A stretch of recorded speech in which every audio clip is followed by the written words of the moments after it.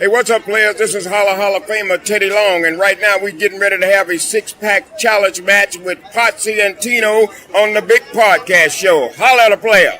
It's the Potsy and Tino Show. Talk the facts and let opinions flow. Laughs, hot takes, and maybe a rant. Two best buds with a mic and a plan.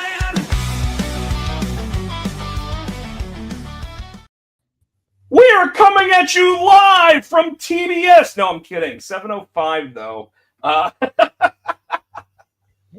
told Tino I was going to make a joke about how WCW always went live at 7:05 or 6:05, and that's kind of what we do now. Folks, this is the Potsy and Tino Show. He is Tino Gray. I'm Rob Potsy Pochek. Our theme song is, as you just heard it, but our old theme song is from Adam's House Cat. It's called The Wrestling Song, and we still like those guys. So go buy it for 99 Jones on Apple, iTunes, or Spotify, or wherever you buy your music. Tino, we always start the show off with a segment called What's Up With You? And while we may have had quite a bit going on, I'm sure the WWE had quite a bit going on too. So what's up with you, sir? Not a whole lot. Let's see. This past weekend I went to Hickory, so that was cool. Went out Friday night, Saturday night.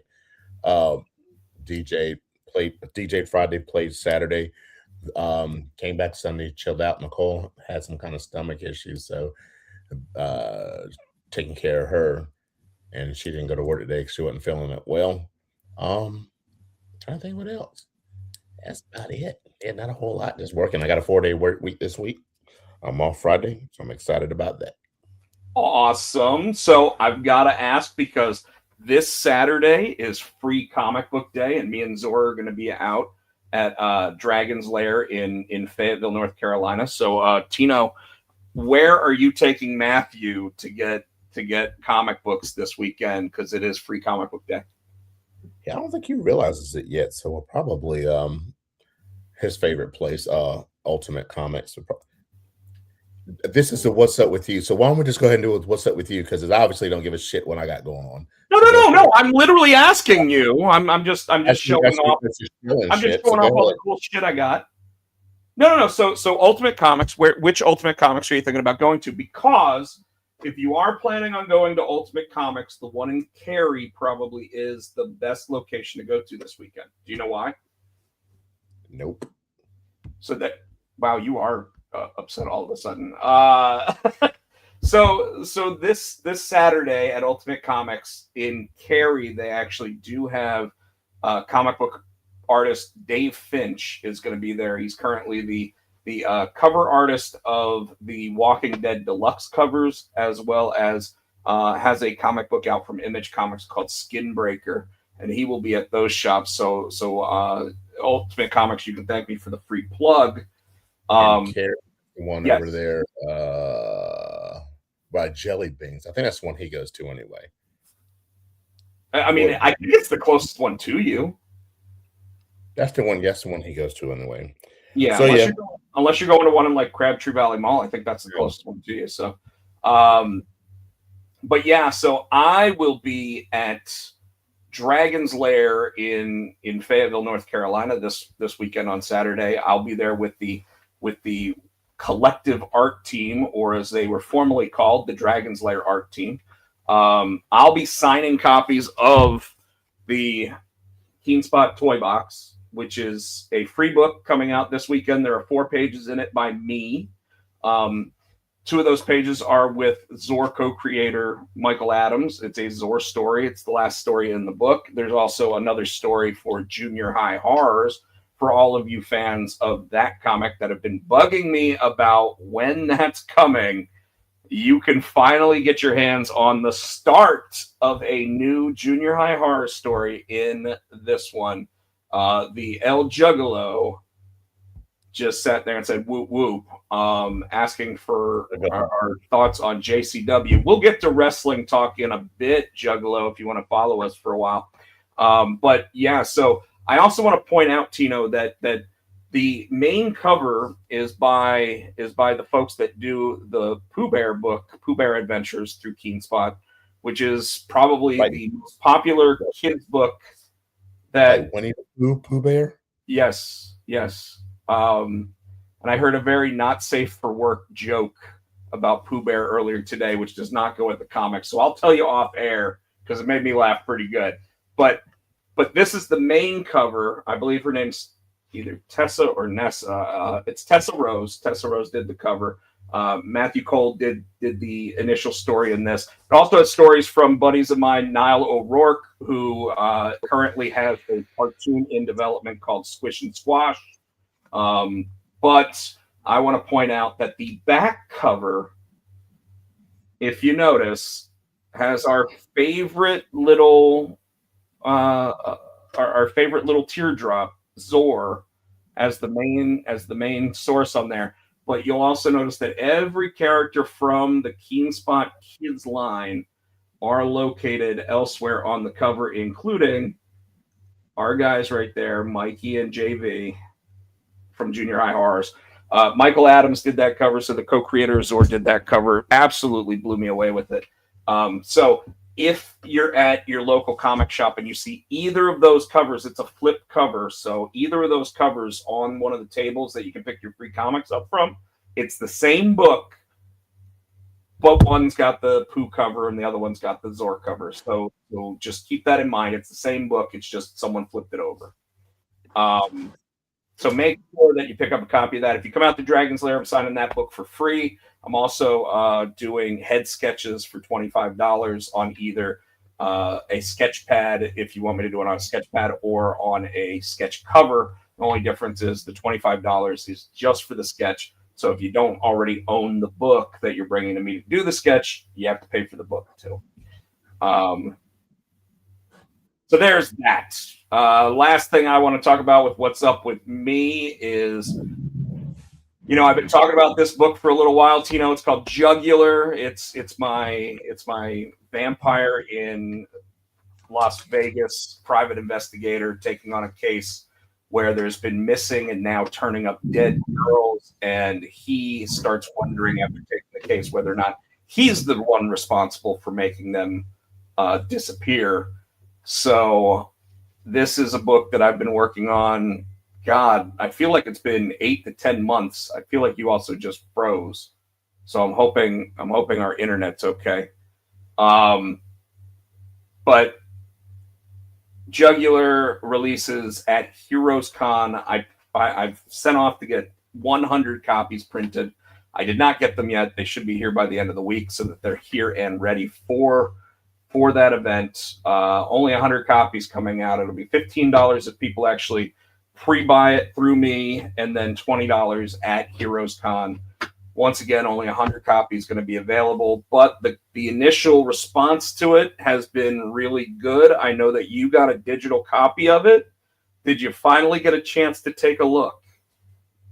I got a chance to glance over. I didn't get a chance to read it because I got distracted Saturday. I got distracted.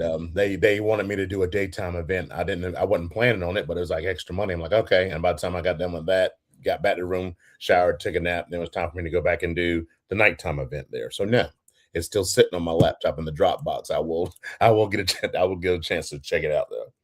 All right. Well, by then, hopefully by the time you actually get the chance to check it out, some other people have checked it out. I know that my buddy Cliff Kozinski, I'll probably read it tonight. One of the things that my buddy Cliff actually said about it was he definitely said that you can tell it's influenced by Sin City, and I never held that back from anybody. I always told everybody, because I wanted to do a black and white noir style comic book, I wanted to do something that was in the vein of Sin City. But then he also pointed out that he doesn't know of any other vampire stories that happen in Las Vegas. So I picked a unique setting for a vampire book. And when I think about it, I don't know of any vampire books that happen, or vampire movies or anything else that happen in Las Vegas. Wasn't it? Was that the Bordello of Blood? And what was the other one? Was that in Las Vegas? If it was, we're talking 30-something years ago. So even that. Or the Quentin Tarantino one. What was that one? That was. Oh no, that one was on the Mexico border. So George Clooney, that was Mexico border. Yeah, that was From Dusk Till Dawn. Yes, right. So, but was Bordello of Blood, was that Vegas? Probably L.A. if I had to guess. Let's see what that was. Yeah. Yeah.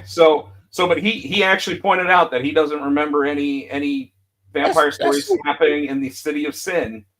That's so weird, isn't it? So like I picked that, but he did mention that it was a fun story. He enjoyed it. He said that while the artwork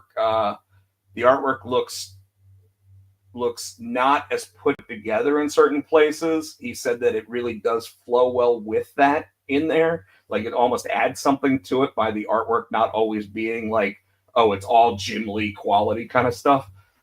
So I was happy to hear all that, and he basically said that I added some really cool new mythos to the vampire stories that so many people have told in the past. So it really is an original tale that people have been pretty excited about. So I'm feeling a lot better about it. Yeah, the Bordello of Blood. It was a Tales from the Crypt story. Yeah. It had Dennis Miller in it.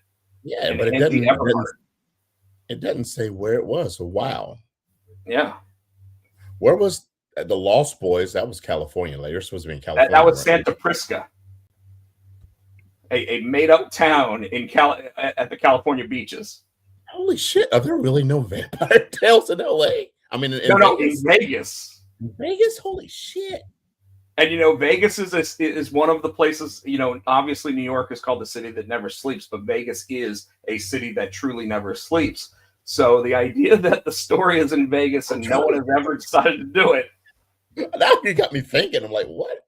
And I'm sure there are vampire stories in Vegas, but if anyone else can figure out where they're from or what they're, which ones are, I'd be more than happy to hear about them. But otherwise, we're going to clip that Jugular is one of the first vampire stories that takes place in Vegas.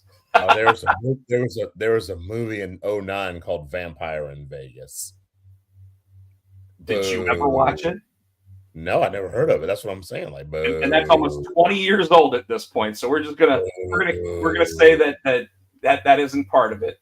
But yeah, that's what's going on with me, Tino. That obviously, like I said, I'll be selling that for the first time at Heroes Con in June. I've had a bunch of people already requesting copies of it, which makes me happy. Anybody that requests a copy that cannot be at Heroes Con, I'm waiting until after Heroes Con to make a decision of what I'm doing with the spare copies. But I've basically told everybody so far that I'm putting them on a list, and everybody first come, first serve. If they want a copy of it. What's that? You made the list. You just made the list. Exactly. So, Tino, we had some interesting TV watching, and if you haven't watched Watson yet, there's only one episode after yesterday's episode, and they just flipped the script 2 weeks in a row on me. I watched the one from last week. Last week. Is that the one where, because was last night new? Yes. I watched the one last week where they were trying to find the doctor to operate on them, and he's like, no, they're not good enough. And they're like, are you scared to go under the knife? He's like, fuck. So and then the one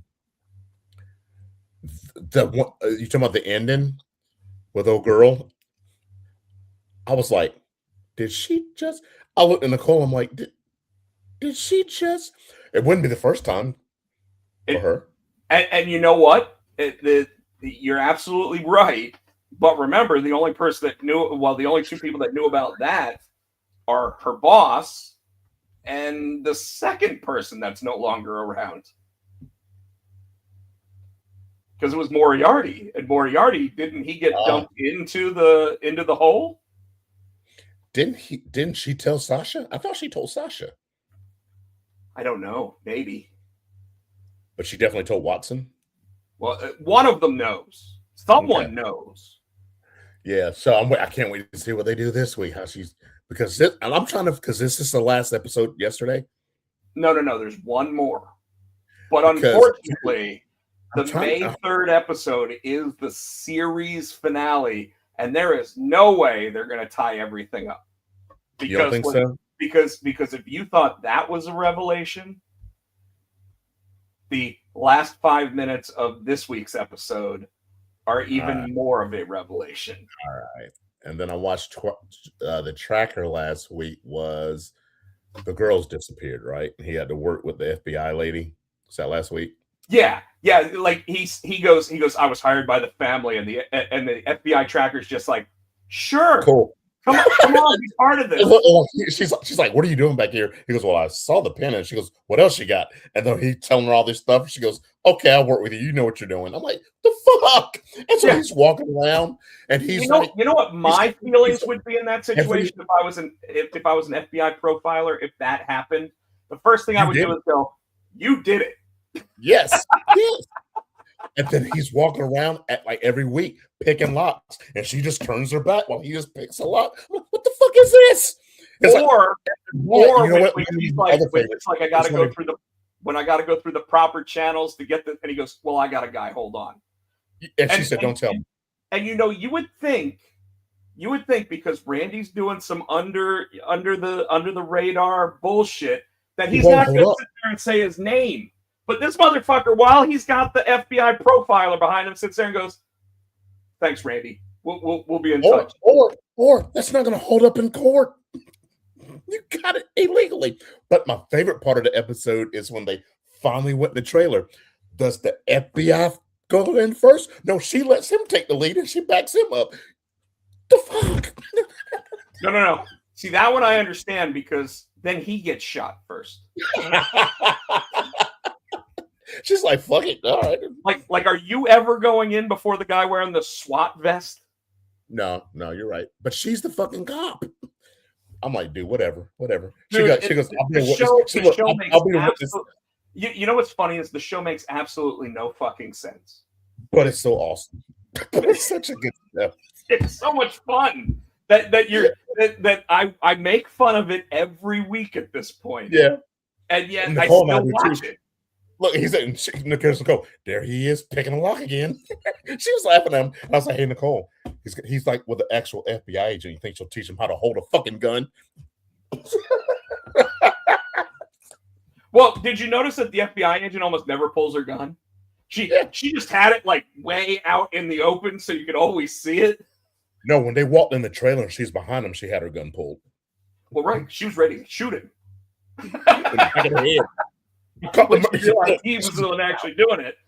She shot him by her head. I caught the guy, case over. Wait, isn't that the tracker? No. He knew too much. Now, luckily with Tracker, I think they've already said that's been approved for season 4. Yeah. But how crazy is it that show is about a guy that doesn't know how to hold a gun correctly?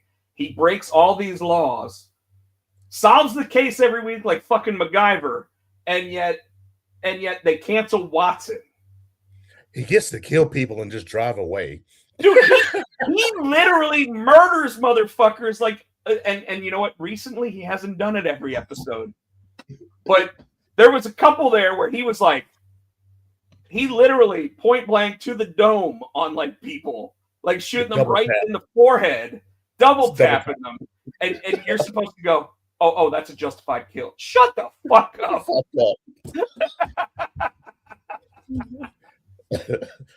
So are you caught up on Daredevil? And this yes. says Braun. This says Braun again. I'm sorry. It says Braun again. I gotta fix that. Dude, I knew so the week before this, at the end where she died, I'm like, he is about to fuck shit up. He is pissed. And I was right. I want to know why. And I guess just because he said I'm the kingpin. But at the funeral, everybody's got black. He's sitting in that fucking white ass suit up the front. What the fuck are you doing? You know that's the kingpin from the comics. And I understand it because of the colors, and that was a cool contrast. Everybody was in black and he was in white. I understand, but I'm like looking, I'm like, your wife just died, dude. What? You mourning? Well, also think though that how he met his wife was when he saw that giant white painting, right? So everything about them has been white on black, not black on white. I think my favorite part of that when he was sitting in a room and the daredevil came for him, and he's looking at that picture that whatever that was that he met his wife. He threw fucking Daredevil into it. He goes, fuck, and beat him up. And I'm like, you threw him into it. Why are you mad? Because he ripped it. Why are you mad at him? You threw him into it. That's like me like hitting somebody and then putting dent in my truck because their head hits my truck, but I pushed him. What? Wasn't there like blood stain on the painting too, and it was ripped and everything? And it's like, well, it's a different painting now. And my other favorite part of the episode is the psychologist when she was talking to Buck, and he's like, at first I'm like, you in some kinky shit. When she's like, what else did he do to you? He choked me. Show me. What the fuck is wrong with you? And he started choking him, and he's standing there, and she's like, she's getting into it. So I'm like, are they about to fuck while she's choking him? Well, you know that the rumor is that she's going to be the new Muse. Yeah. So everything that and God, I hope they don't do the same thing they typically do in that situation where you actually see him and he's talking to her about what she should be doing. I hope they don't do that. I don't mind. I don't mind if she sees him just like in the corner of her eye or whatever, but I don't want to hear him sitting there going, "Do it." You know, they did that in Jessica Jones too. Yeah.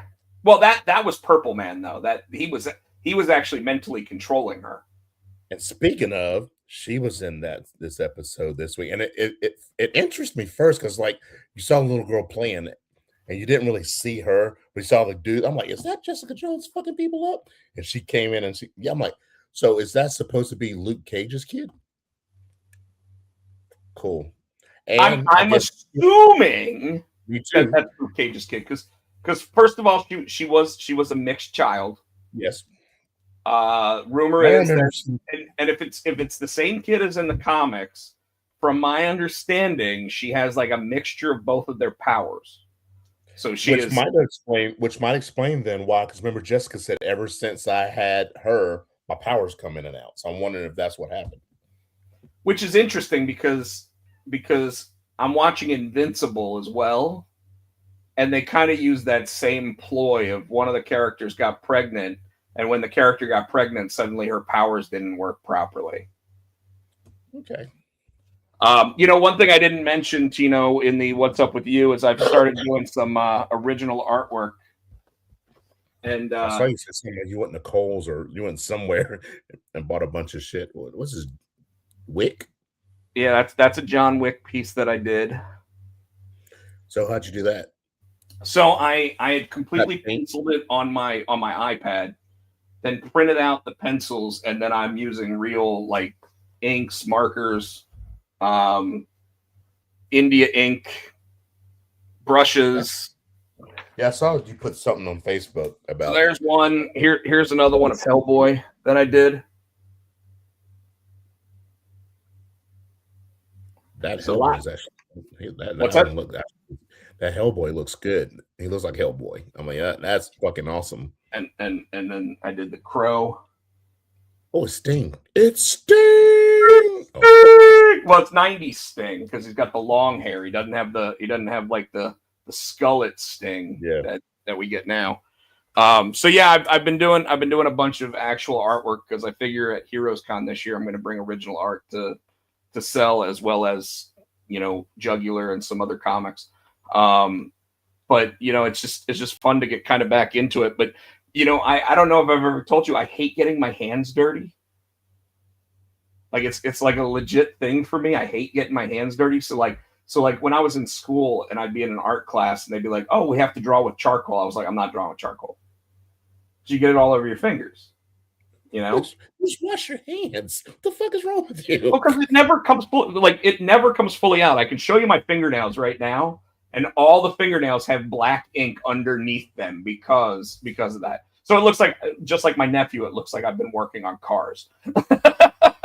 But why don't you go ahead? Why don't you get your hands dirty? I don't know.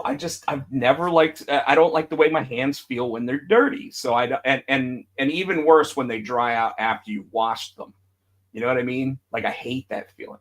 And I do have hand cream and stuff like that to soften them and give them some moisture and stuff. But it's just never the same. So and as you can see, I'm picking my skin off my thumb right now because I hate the fact that there's still black ink on the skin. But anyways, it's always just been a weird thing for me. And one of the ways that I'm doing a bunch of that black ink that you see, because obviously there's a ton of black ink on these pieces. I bought an 8-ounce thing of black India ink, which means it's a canister about this big. Now I'm not using that yet. I've got a 1-ounce one that I'm using right now. But the really cool thing is I bought this thing of, 48 magic erasers like 2 years ago, and they clean the shit out of everything, right? But if you cut them correctly and you cut them down to like little mini sponges out of them, they absorb so much of that ink and can just redistribute that ink so much better than like a marker or a brush or anything else. So I've been using those to fill in all the blacks on everything. And it's insane. And I actually, on my Instagram, I posted a video of me doing a Superman one that I just completed. And you can actually see me using the little sponge to sit there and do it just to fill in all the blacks. So anyways, thought that was kind of cool. Figured I'd let everybody know. While we're still talking about the shows that we've been watching, this came out last week, Tino. The Hulk Hogan Real American documentary on Netflix. I've watched it. When you and Shavar were talking about it, I watched the first, was it 2 or 3? No, there's 4 parts, right? I watched the first 2 Saturday, and I watched the final 2 today. Okay. So I did watch it. So I gotta ask you, and obviously we're already almost half an hour into the episode, so we got a lot to talk about when it comes to WWE this week. So with the Hulk Hogan Real American documentary, what did you like about it, and what did you not really care about? Actually, it was reminding me of all the things that, because I grew up a Hulk Hogan fan. I did, in his last few years, I got disenfranchised. Yes, I can't talk tonight. It was good. It was a lot of stuff I didn't know, a lot of behind the scenes. There's some things I'm like, this motherfucker still can't help himself but to lie in the interviews. Like, I got Arsenio Hall's job. Shut the fuck up. So I was like, what though? Linda sat there and bought into some of those lies because she's like, Hulk was a really good bassist. He was in bands and he was doing this. And I was like, so I like, them going behind the scenes. I like some of the and I like them, some just hearing different people's takes on him. I love fucking Jesse Ventura. Jesse Ventura's like, and Bret Hart, like, fuck him. I'm like, oh shit, okay. Well, Bret Hart is the most bitter person in like he is like the darkest roast coffee you could ever have. He is just bitter. He is just bitter. And they did do him dirty, trying to bring Hulk back. And then it's like, oh yeah, my friend come to save me. Oh yeah, go get the belt for yourself. Do it for me, champ. Yeah, I did agree with him that was fucking bullshit.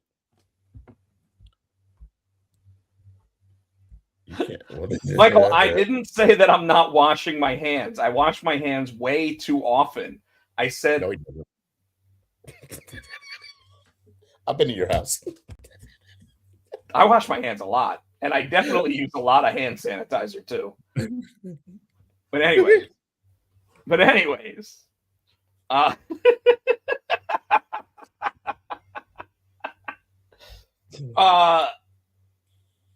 So the thing I'll say about Jesse Ventura is this: Jesse Ventura and Hulk Hogan did not come together on terms by the time Hulk Hogan passed away. I know. So to hear him speak as, I'll say the word positively, as he did, was kind of shocking. I was surprised. Because and what he was really talking about was, because WWE used to run 2 different shows, an A and a B show, every day of the week and twice on Sundays, that you wanted to be on the Hulk Hogan show because that meant you got paid a ton more. And Mhm. and obviously, like when you think about it and everything else, that really does um that really does signify why Jesse Ventura would be okay with a bunch of that. Now they didn't really take Jesse Ventura's opinions on the steroid case or anything else. I mean, they didn't talk about unions because that really pissed him off. The union. Yeah, He they didn't. didn't leave any of that in there. They what I enjoyed was all the wrestling talk that was in it. Yeah. You know, like because I could really care less about his breakup with Linda and everything else. You know, like a lot in the last 15 years of Hulk Hogan's life was a bunch of controversy based on bullshit and dumb things that him, his wife, and VH1 set up. Right? Like they became the entire family became famous, and it went to their head, and all of them started going, "Where's the fucking money?" And Hogan when even said he said I could come home with a 7-figure check and hand it to her, and she go, "That all you got?" I'm like, "God damn!" I'm like, "Damn!" and you could tell that when they interviewed her, it was after he passed away, because she wouldn't have been that complimentary of him when he was still alive, because they definitely said they did not make up by the time that he passed. It was sad to see. I didn't realize that he had to use a or walking stick as much as he did to get around.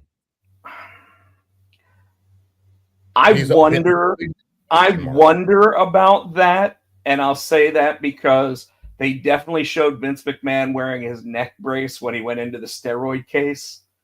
And it looked, and if you noticed when they talked about Hulk Hogan's Gawker case, he was wearing a neck brace during that. So, Yeah, but they were so I wonder how much of that was to garner sympathy during the yeah, interview process. or they showed the thing in the back. I guess the little thing you got to put in his back. He was talking about. They actually they showed that. So I'm like, I think his back was fucked up. You did fucking leg drops for 40 years. Your back. Well, Your back. yeah, and you are right there, because I mean, at the height of his career, I say the height of his career, he, you know, they label him as 6'10", 303 pounds in WWE, and of course, by the time he came back to WWE, he's 6'4". So let's just say he wasn't a real 6'10" and he was 6'7". He still lost 3 inches of height based on the fact of doing those leg drops and compressing his back. I would never say that was not the case.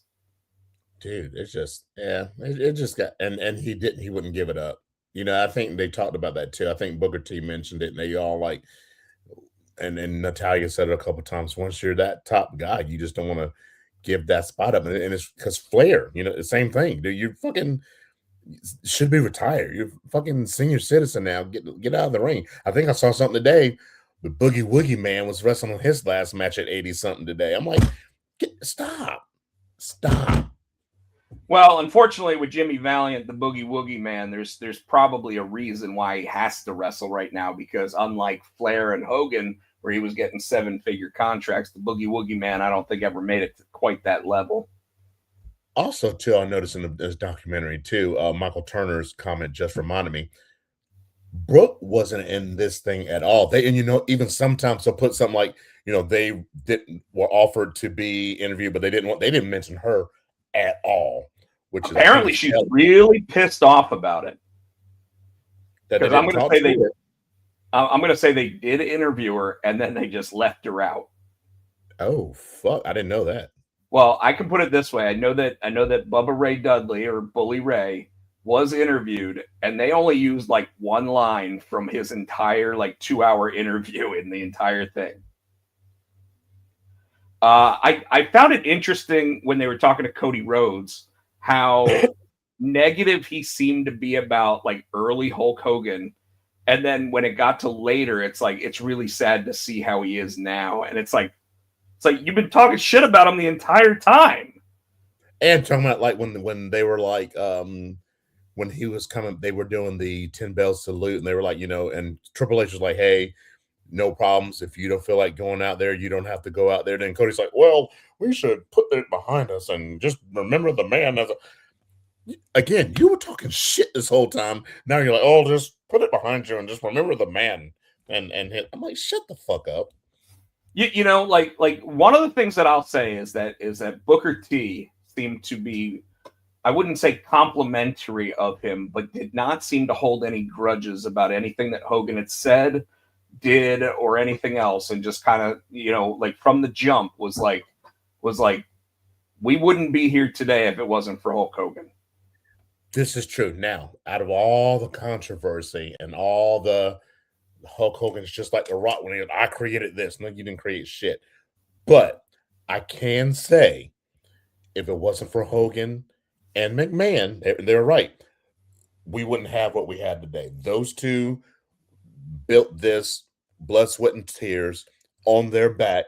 They're the ones that made this what it is. They are the founding fathers. I will give them, well, you know what I mean, the sports entertainment. We'll put it like that. Absolutely. I mean, you know, it's funny though, because I always look back and I go, I don't remember Rocky 3 happening before WrestleMania 3. It did. And it did. And I don't remember that. Now, granted, I mean, WrestleMania 3 was 85. I was 7 years old. Yeah, that's what I said. You know? Yeah, I was 12. So yeah, I remember. You know, and Rocky 3. I remember watching Rocky and then watching. I likely didn't actually see Rocky until well after WrestleMania 3 happened. So I always thought that the controversy getting fired and everything was after WrestleMania 3 there. And obviously it was before Vince McMahon Sr. had actually gotten rid of the company. So it was nice getting the timeline put back in place properly, I guess. It's always funny looking at Jimmy Hart because it's like that guy hasn't aged in like 40 years. Dude, I was thinking the same thing. I'm like, well, you know what, Daddy? My favorite. He was sitting outside his house. I'm a Hall of Famer sitting outside waiting on you. Come on in. You know, I wonder if that's really his house or if he had to rent it. You know, it's like they do on MTV Cribs. It's not your house, bitch. Well, like the house that they interviewed Hogan in was this massive, just white house. Yeah. You know, and obviously he's got his orange tan and everything else, so he's the only thing in color in the entire room. But there was no furniture except for the cherries on. There's nothing else in. It's like, is that really his, or is that like the Netflix studio that you go and you? I was amazed he was still working out like that at 70 in the fucking gym, getting it. Boy, he was getting it. I'm like, damn. Yeah, I'm like 50. I'll be 53. I need to get in and start doing something. Although when you look at it and you see it, like you saw how much weight he had lost. You know, his arms were so atrophied and everything. Like, I'm getting older, dude. I mean, you know, he's not, you know. Well, even talking about the amount of fentanyl he was taking, how much do you think that was real versus his embellishment? Yeah, because Tom's like, you would die. He's like, I got 2 fentanyl, 300 milligrams on my legs, and I'm like, I got them in my mouth. I'm like, you walking around that much fentanyl, dude? Really? Yeah. Really? People are buying it off you if you got that much. You should be dead. You should be dead. And you'd be dead. Exactly. So, all right, Tino. Do we want to talk about the bad news in WWE, or do we want to go ahead and talk about the shows first? Let's see. So on my WrestleMania that I watch on YouTube, they did the good, the bad, the ugly. So what do you want to do first? Well, I kind of feel like we could go over some of these things, like The Rock's royalties. Okay. So I don't know if you saw, but The Rock apparently in royalties from the stuff from TKO made $900,000 last year. Like what royalties? Like when he was in WrestleMania? Like, well, remember royalties. What does he make? What's he making royalties off of? Well, remember he licensed off because when he signed to be part of the board of directors, he was given the Rock name. So all the merchandise sales and everything from what? Did he not buy that before? No. It was given to him as part of this. Like he had to license it from WWE before that. Or they had to have an agreement so that he couldn't work somewhere else, and then they would allow him to use the name. Similar like Stone Cold Steve Austin. Because I know like when he did, I think, and it might have been because he was still with WWE and it was a WWE production. But like when he did Walking Tall, it was like Dwayne The Rock Johnson, right? So I thought he already had that. No, well, he did. for a while. Then he decided he let that lapse, so they owned the rights to it. Then he did the 2 matches against Cena, and then he basically been involved with WWE ever since, but not really. So it was like he had like the Legends contract that would allow him to call himself The Rock, and then he would allow them to make merchandise, and then he would get a percentage of the merchandise. Now he owns the name The Rock, so he can be Dwayne The Rock Johnson all the time, and WWE and TKO have to license it from him.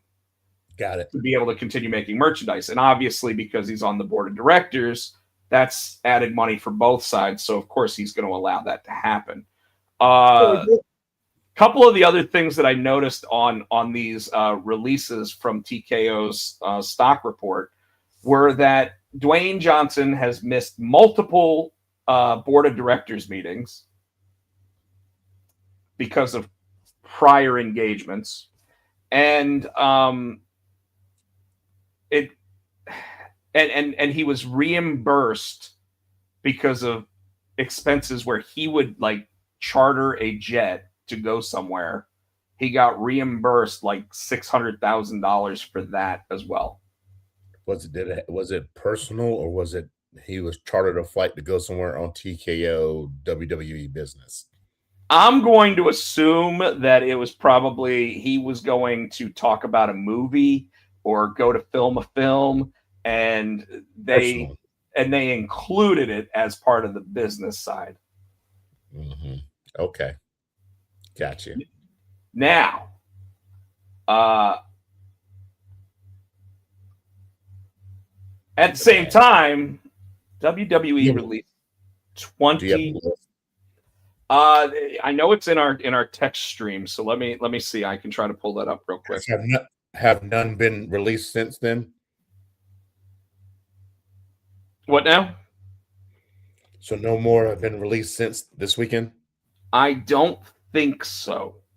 So here is the list, and I'll start with what I think are all of your Evolve and NXT talents. Luca Crucifino, who used to be with the family. Yeah, used to be with Tony D'Angelo. Trill London. He's new. He's Evolve. He's new on Evolve. Malik Blade. He used to be on NXT, then he went to Evolve. Chris Island. I hadn't heard of him. I think he's new. I hadn't really seen too much of him. Tyson and Tyreek. That's OTM, out the mud from NXT. Serena Linton. Don't know her. And then here's the big one. LFG Season 1 winner and former gold medalist Tyra May Steele. She had just come from Evolved, just got to NXT. Really hadn't got a chance to do anything yet. She's going to be she's going to be the female Kurt Angle, apparently. She was fucking good. If I had to guess, I would think that she was probably given a much larger starter contract than a lot of these other folks. And someone at TKO looked at this one line and said, she just moved up from Evolve to NXT and she's making that. Gone. But did they look at fucking gold medalist? You know what I'm saying? There's a reason. Oh, they didn't look at anything. Remember, TKO looks at these folks as a number, not as a... TKO is about to turn this into WCW. It's about what's about to fucking happen. Because when WCW went corporate like this, that's when they started getting in trouble. And WWE, I hate to say it, I don't know, dude. I don't know. All right, you ready to hear this now? Here is the remainder of the list. Zoe Stark, who is out with an injury. That's so fucked up. That's like they did. That's how they did Stone Cold. Well, they never released Stone Cold. Stone Cold. No, I'm talking about WCW. They fired him. Firing him while he's out. I do think that this means that they still pay for all of her rehab and everying else. Oh yeah. That'd be the decent thing to do. You would hope they do that. You would hope. Alba Fire. Fucking not well. So part of the Secret Service.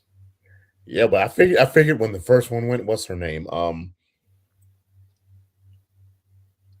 Alba Fire. Who was she tagging with? Remember they were a tag team in NXT. Piper Niven. No, it was the other chick. Oh, Isla Dawn.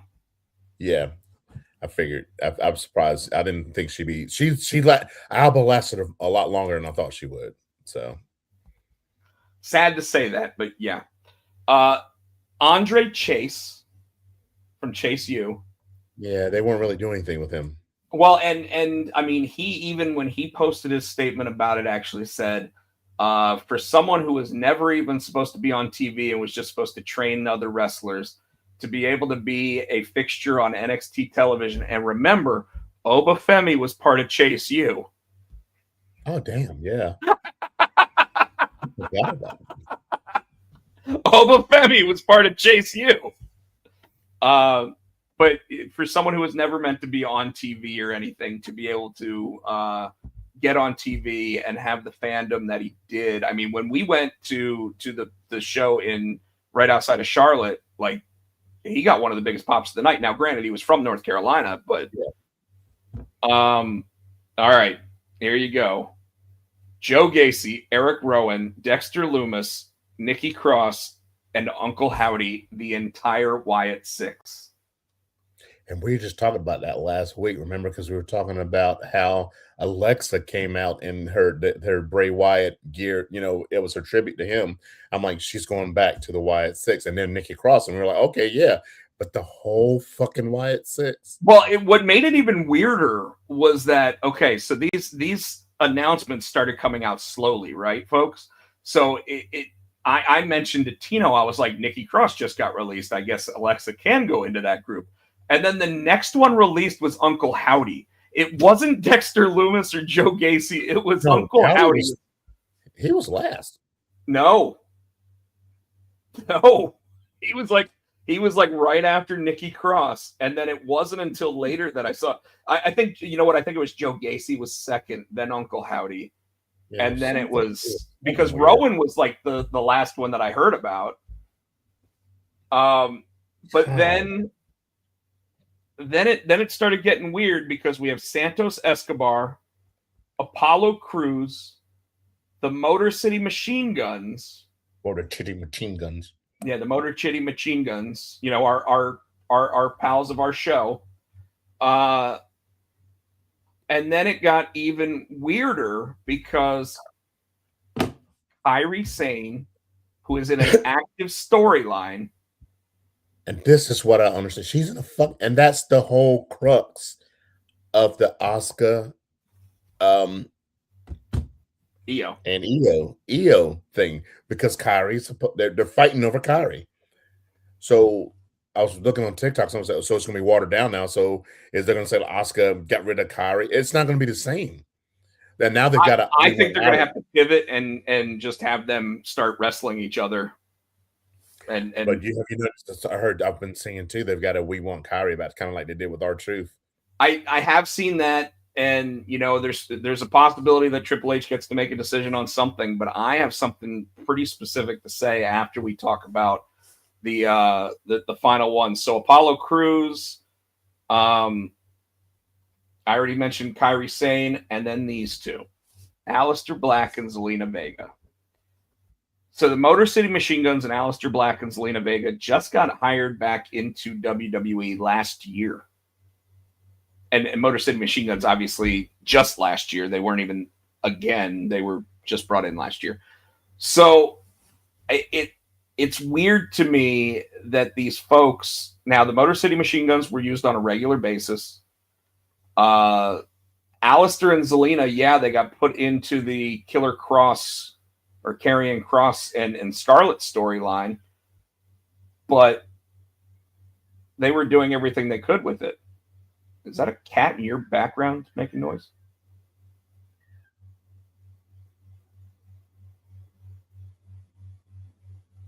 Actually, I think it might be one of the cats outside my house. Oh.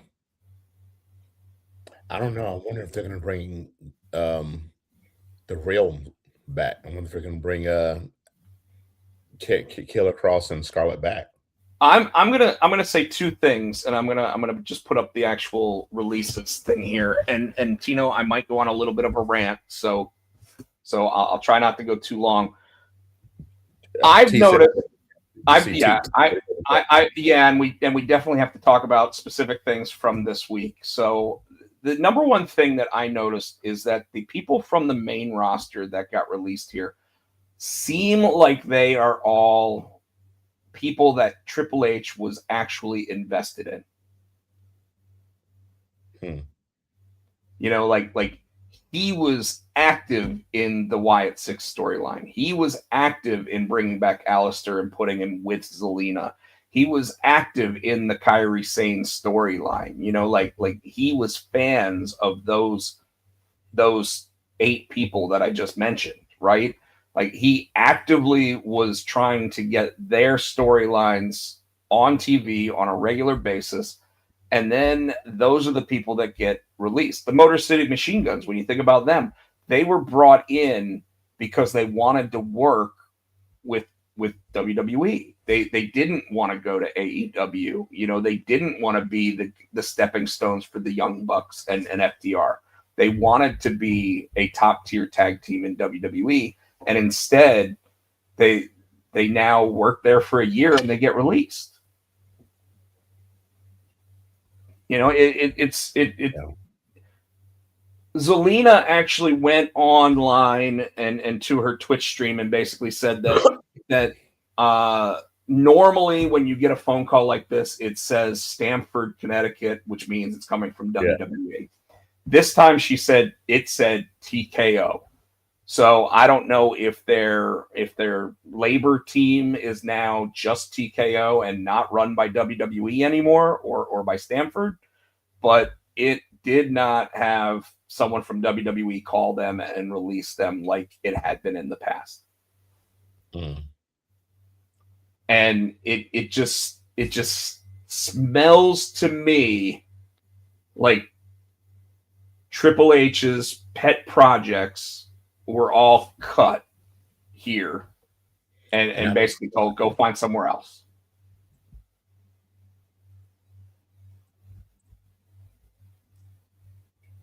Michael, so Michael just said that he thought that she came out and said she was pissed at TKO. No, she was not pissed at TKO. She said this is just part of the business. They all understand it based on their non-guaranteed contracts. But she did say that she was pissed off at the wrestling pundit Sean Ross Sapp or quote unquote whoever leaked it, because that person did not give her the professional courtesy to make the announcement herself, and instead dropped the bombshell on the world so that when she did come on, she was asked about it, and that's just it. Johnny Storm said he heard the cat, so I like, I'm upstairs, so the fact that you can hear a cat from up here is pretty crazy. Anyways, so it might have been, I don't think so, but it might have been my cat, because what so around this time, right around 8:30, she knows that's when Matthew feeds him. So what she does is she'll start off at the end of the hallway and she'll meow. Then she'll go to the kitchen by her bowl and meow. She's getting closer. Then she'll go to his door and meow. And if he doesn't answer, she'll go right in his room. Meow, meow. So it's time to feed her. So that might be. Now, Tino, one other thing happened with all of this information, and that's this. Yeah. If they're firing his pet projects, though, why would he sign with them then? Well, so you know, in like football or baseball or anything else, if your team doesn't do well, upper management is going to give the coach an ultimatum, right? It's going to be, you got to fix the problem. Well, the easiest way to fix the problem is by going, okay, I'm firing my other coaches, hiring new coaches, and we're going to bring in a new system.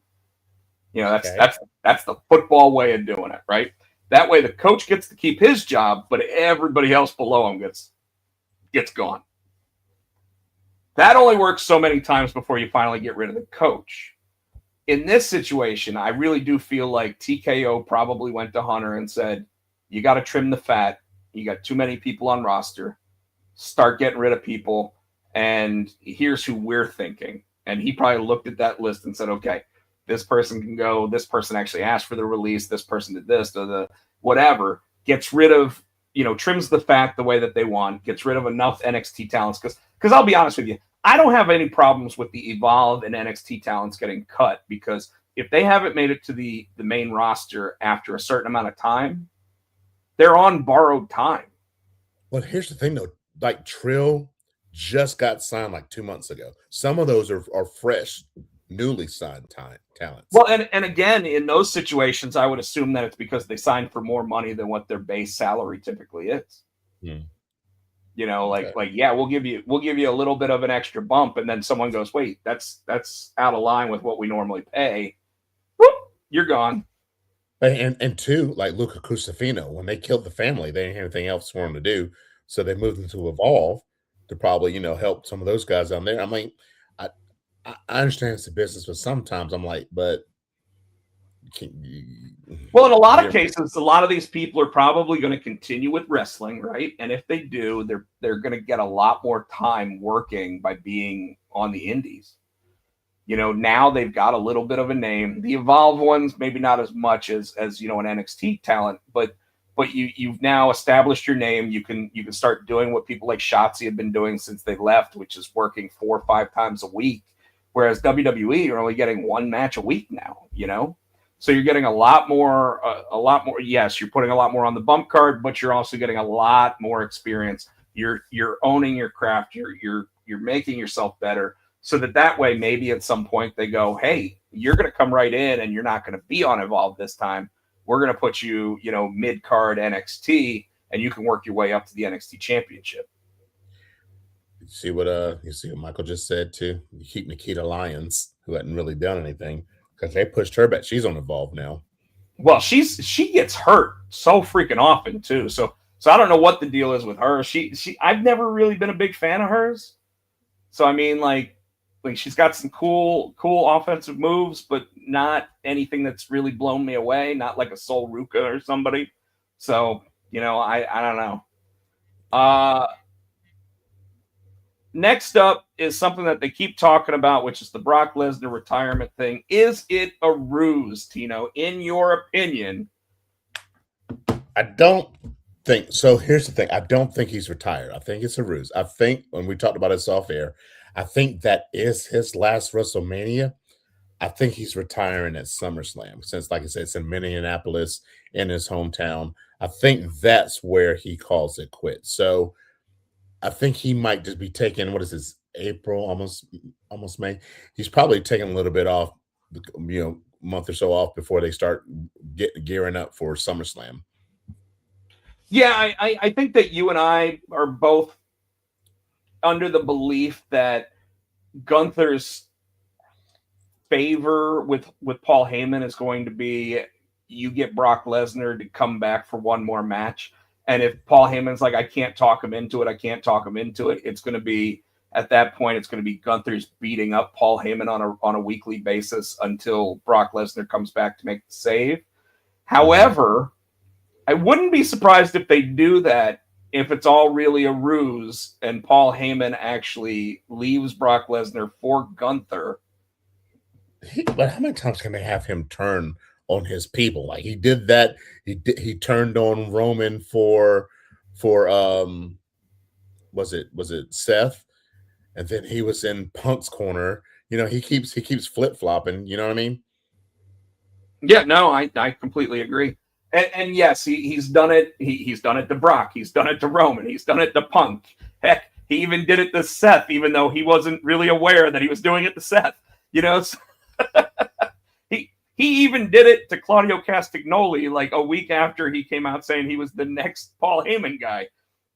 He just does it. But I could see them putting him with Gunther, just to really add insult to injury with Brock, if Brock's going to retire. Although there is part of me that does think that Brock Lesnar might not have liked the idea of going that long and losing to Gunther just to keep Gunther's career killer moniker going. Now, if he sees money in Gunther, then it's going to happen. If he doesn't see money in Gunther, and by the way, I'm starting to see less money in Gunther because of him winning every match by a fucking like sleeper hold. I'm tired of it, you know. That's how Brutus used to win all his matches. But That's it's just, DBS. but he's boring now. He's not even doing half the stuff he used to do in matches. You know, like I don't know. I'm just not seeing as much with him as I was. And I love watching him when he's chopping people, when he's suplexing people, when he's you know, like power bombing people. Like I like seeing that.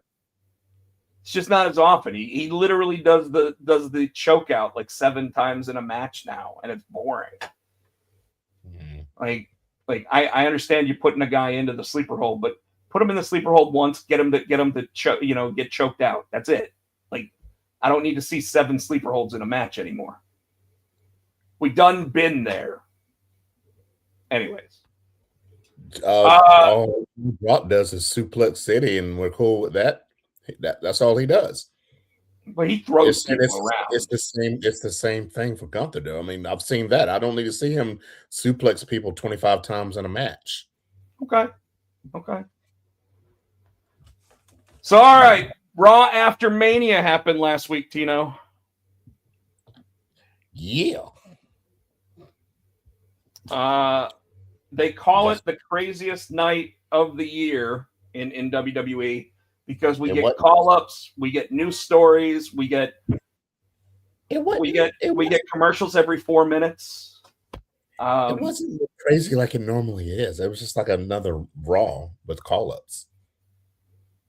Well, there were a couple other things. Like, it really felt to me that they were moving CM Punk over to SmackDown, and they were moving Jacob Fatu over to Raw. That a fair trade? What's that? You think that's a fair trade? Yes. Me too. I do. I think that what Jacob lacks in the mic department that CM Punk gives SmackDown, Jacob more than makes up for it with his charisma and what he brings in the ring. As much as I would say that Punk brings more of the mic side and everything else over to SmackDown, which is probably something that SmackDown, with their history with USA Network, probably needs. Mm-hmm. That was really the only thing that I noticed where it really seemed like someone was going away, except for the Rhea Ripley with Io Sky. They had a tag team match against, who was it? Was it the tag team champs? It was, wasn't it? No, it was. Was it the tag team champ? Oh, it was the Kabuki Warriors. Yeah. So Kyrie's last night on Raw, they have a tag team match with Rhea Ripley and Io Sky, and Rio ends up winning, and then they hug and they almost make out as Rhea basically says, "I'll see you when I see you because I'm moving over to the other show." Yeah. To start the night, though, we got the Ruler is here. And the text message I got from Tino. Is that all he got? That stupid bullshit? Because he did his Oba March, and I sent that to you and Shavar in our group chat. And then once Shavar said that's all we needed, I'm like, I guess so. I mean, he didn't really need a big promo. He did his march. He stood in the ring. They cheered for like fucking 5 minutes. He just stood there and he just soaked it all in. And he's looking around. The Ruler is here. And he dropped the mic and walked out. I'm like, really?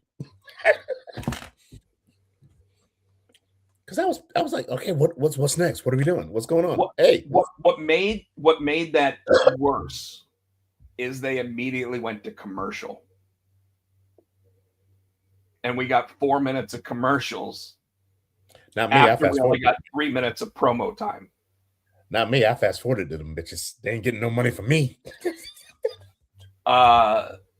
folks, we're going to take a little different format tonight. We're only going to really talk about the things that we noticed about Monday Night Raw.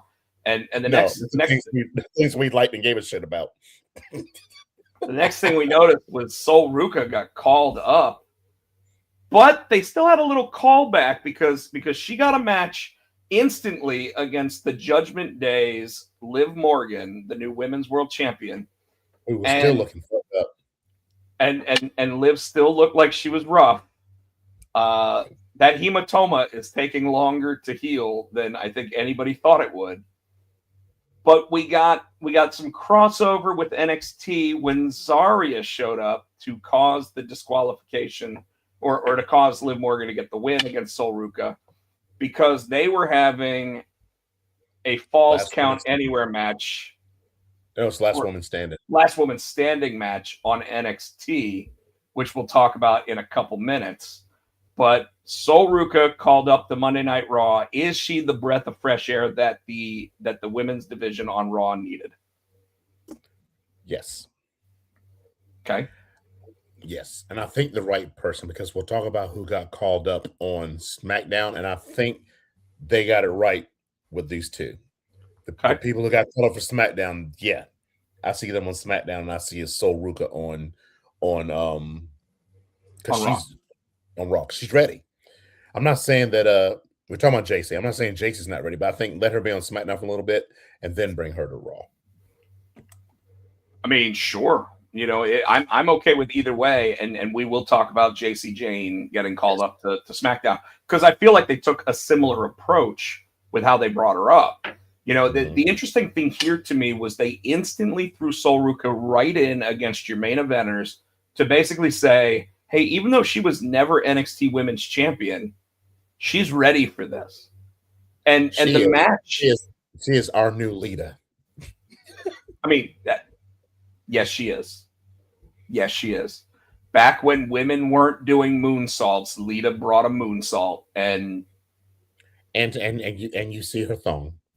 Because she so wears her pants down low and underwear showing. And she's, oh, look, it's Lita. I've told you she looks like a cleaned up rave girl, and that's exactly what she looks like, man. Like she is definitely the new hot Barbie doll toy in the box for WWE because 2 years ago we had Tiffany Stratton get moved up. This year we get Sol Ruka moved up, and she's gonna have the belt before the end of the year, if you ask me. Oh yeah. So will JC. Well, maybe. Yeah. But anyway. Next up on the call-up front, All Ego Ethan Page. Ego.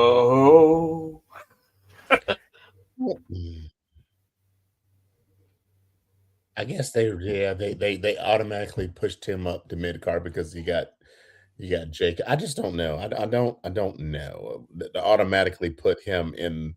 Well, they threw him in a match with Javon Evans. He gets the win against Javon, but he also started talking about how he wants that Intercontinental Championship. Yeah. Which I have to say, I think is the right spot for him to be in. You know, like I don't need these guys who have established themselves for a year or more on NXT to sit there and work their way up from the low card to the mid card. If they were at the top of the card in NXT, they should be a mid card guy in WWE instantly. I guess my problem is Javon's been there working his ass off and is good. Now Ego comes up and he automatically gets a shot at the Intercontinental Championship before. Granted, Javon was in the ladder match, but I don't know. Javon's going to show out all the time. We already know that. Like every time Javon's in the ring, he's going to get a spot. He's the new Jeff Hardy. Yeah, I just don't know if I like Ethan getting the belt before Javon. Well, you know, I could totally see where Ethan ends up losing his first match against Penta because Javon shows up. Then Javon wins the belt from Penta, and All Ego goes nuts about it too. So either way, I'm all right with it. Now, we only really got one other call-up that I can remember on the Raw side, and we didn't actually get it yet. We get it tonight. Do you believe, Tino? I believe in Joe Hendy. I believe in Joe Hendy. Uh.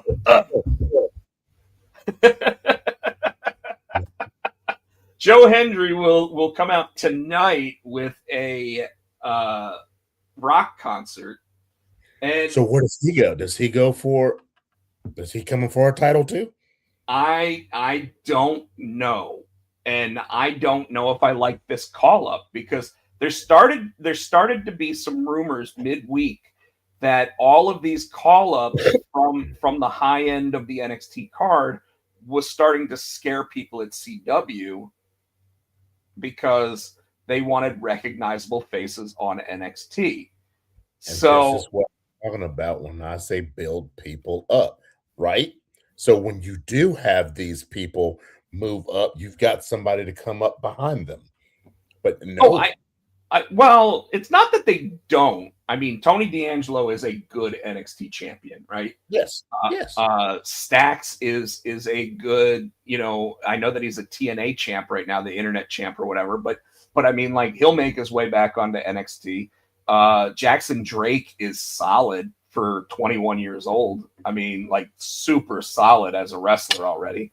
So I mean, you have people getting ready to line up. I just and this is where I think I agree with what you're trying to say is that I don't think that they had enough time to build these people up because some of the storylines that Shawn Michaels was telling were longer based storytelling, or the fact that Joe Hendry wasn't exactly on the NXT roster until like September last year. Mm-hmm.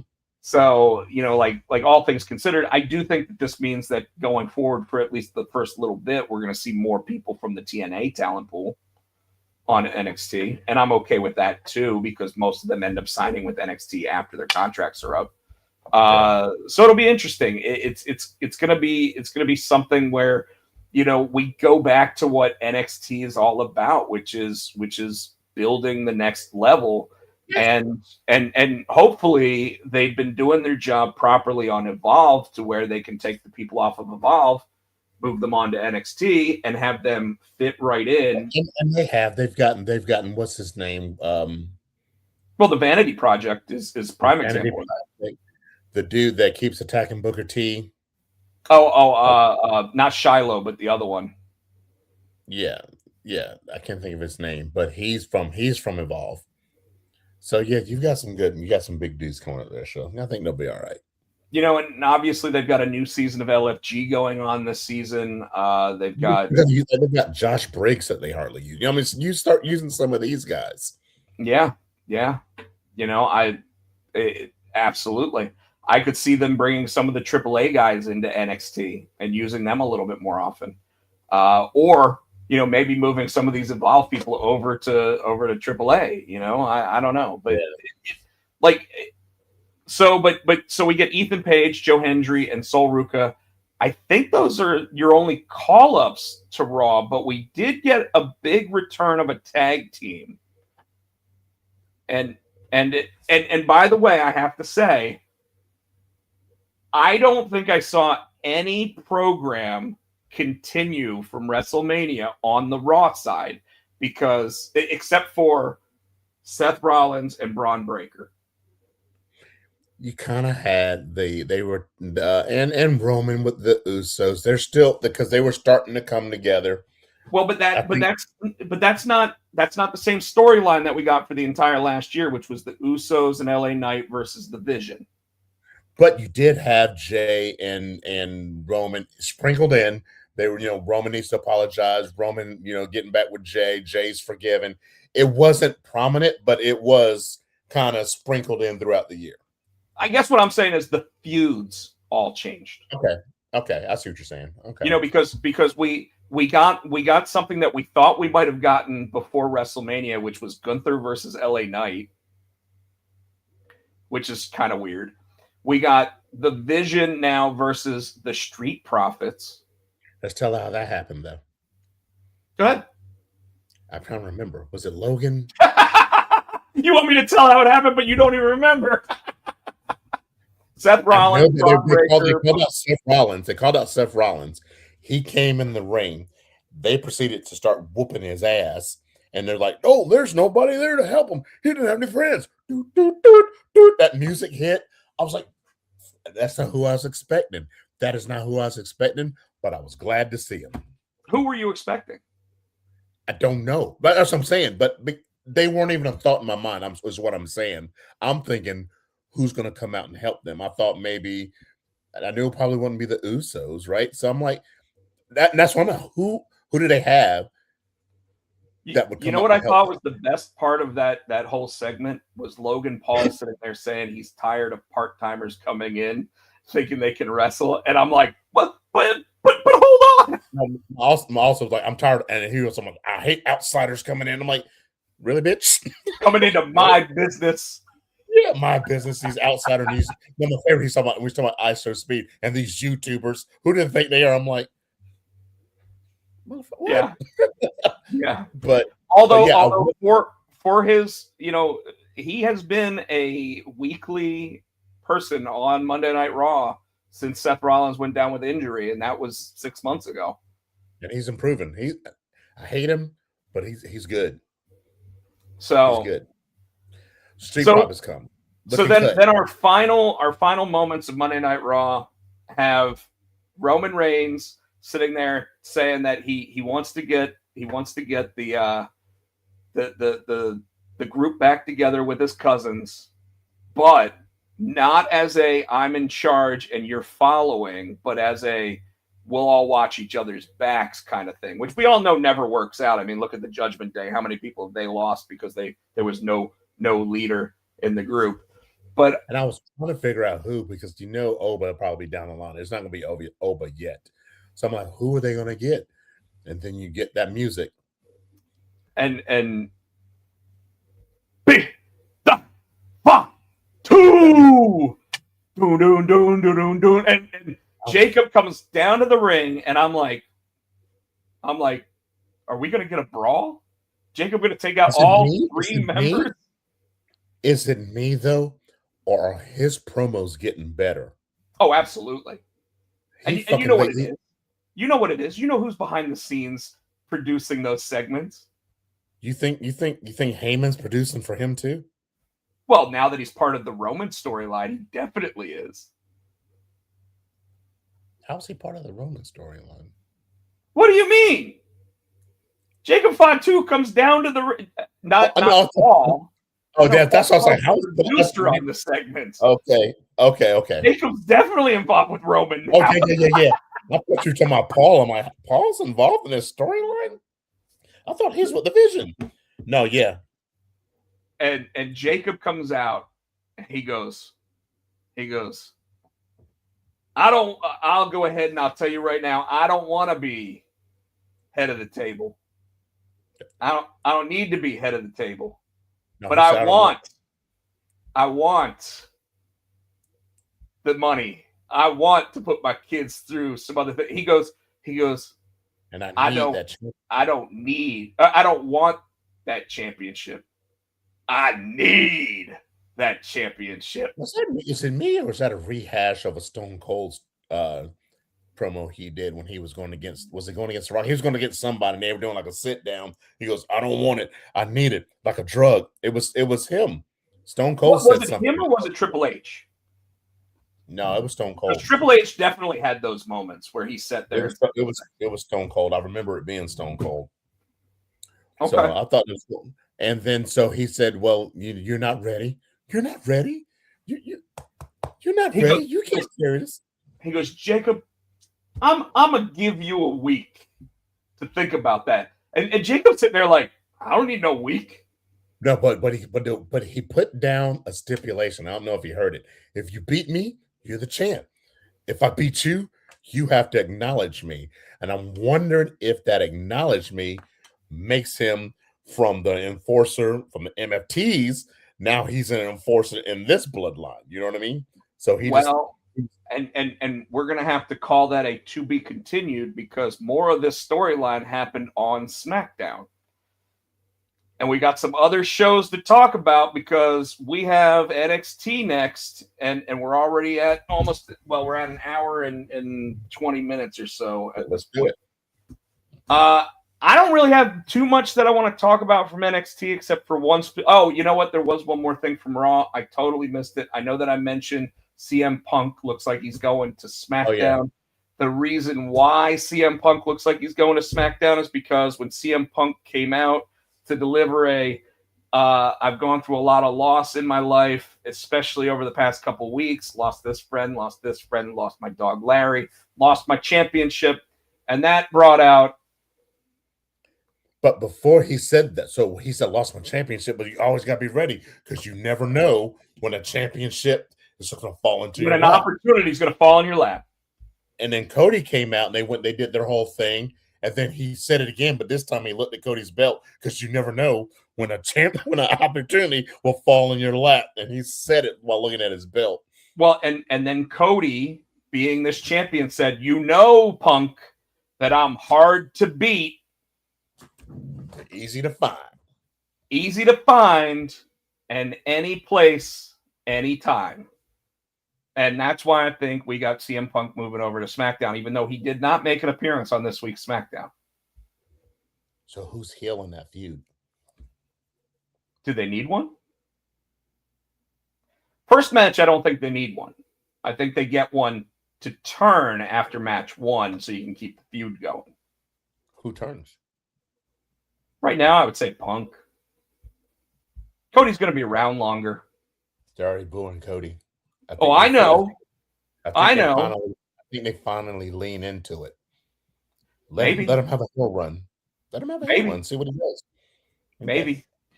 Only one specific thing that I want to talk about in the NXT night, and that was this. We get that last woman standing match between Sol Ruca and Zarya. And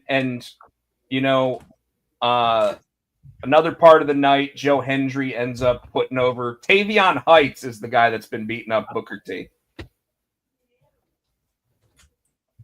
Tavion Heights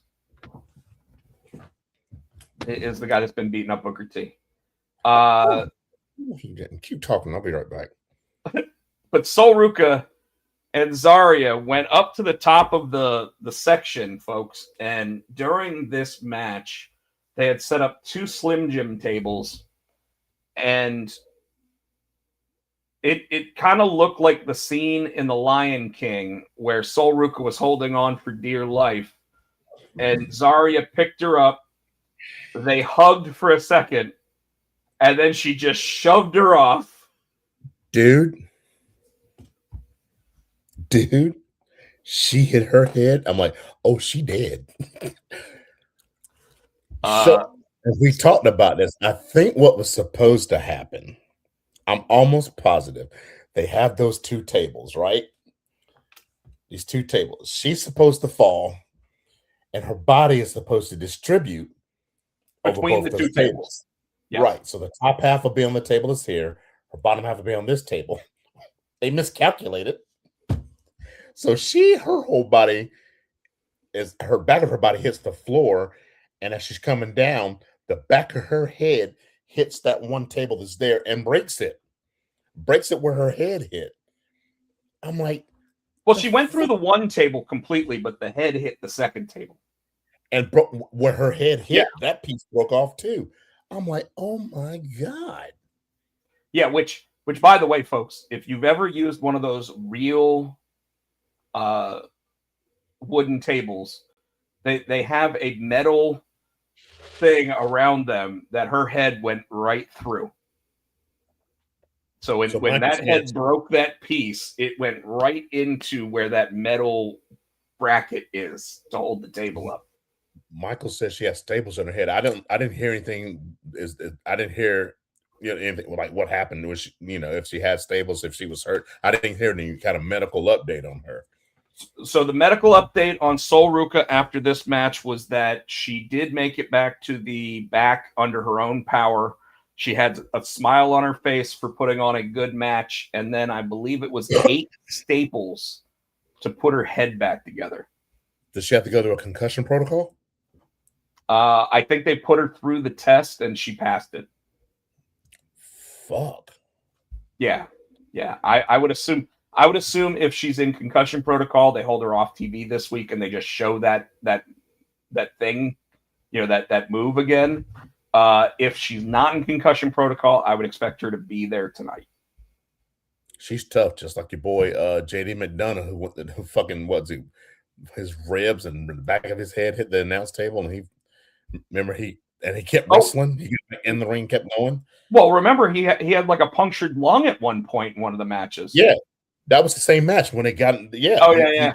But I mean, JD's done that multiple times with different things. Like even his match against Finn this past week was like I was wondering, is he okay at least twice? So yeah. Crazy table spot. Like I said, Joe Hendry actually went out by putting over his opponent as well. So NXT went back to doing what they used to, which is on your way out, you do the honors. And hopefully when they knew that Soul and all these other people were getting called up and they were still on the show backstage, the entire crew backstage actually gives them their standing ovation saying, "Hey, congratulations for getting called up," which is something that NXT used to do. I don't know if they do it as much anymore. But it also used to lead to Shawn Michaels or somebody saying, "Now everybody, it's your chance to get to their spot and get yourself moved up." So it'll be interesting to see what they got going there. Anyways, so ready to talk about Dynamite? Yeah, I didn't really. Yeah, Did you say not really? I'm saying I didn't really. I'm trying to remember if I really watched it. I watched the. I did watch it. I take that back. Well, we had Lio Rush versus Brody King, so I want to go ahead and give this new Lio Rush character some props because I never found the guy interesting before, and yet I find myself waiting to see, like, what he reminds me of now? Did you ever watch Saturday Night Live and see Chris Kattan as Yes. Mango? Yes. They even did an episode where The Rock was like the big version of the Mango, like he was like the dad of the Mango character. That's what he reminds me of as he's on all fours running around the ring and just acting crazy. I'm trying. What is he? Why? What are we doing? Because it gets us talking about him. Because before that, when was the last time we said anything about Lio Rush? When he was talking about Lashley. Yes, that was probably the last time we actually talked about him. Speaking of Bobby Lashley, Chris Jericho was seen leaving their backstage area and joining up with Lashley and Shelton Benjamin to take on Ricochet's group on whatever night was Collision this week. I think it was the regular time. I think it was Saturday night. Other matches we got on AEW: Mina Shirakawa versus Hikaru Shida. I don't know who won the match. I don't even care. Will Ospreay versus Mark Davis. Once again, Will Ospreay is almost taken out on a stretcher. The kinesio tape is probably the worst thing that he could possibly have on his neck because it's just telling everybody, "Hey, hit me here." Now, yeah. Yeah, I'm not. Yeah. And then for some reason at the end of that match, the Death Riders came out and Mark Davis stopped beating up Will Ospreay so that the Death Riders could just like scald him and drag him out of the ring. Yeah, I didn't get that either. I don't know what they're trying to do. Is he going to be part of the Death Riders now? Well, I think what's happening is once again we're seeing a Jon Moxley storyline that only seems to work in Jon Moxley's head. But Tino, there is a bright spot. There is a bright spot. Your world champion, Darby Allin versus Tommaso Ciampa. And by the way, after Brody King won his match, he did say he wants whoever wins this match. Darby Allin should be fucking dead. Tommaso Ciampa did that white noise off the top rope to the floor outside the ring and dropped Darby directly on the back of his head. Like, he let go and Darby's head hit the ground. I saw it. Tommaso Ciampa bled so much during this match that he probably needed an infusion.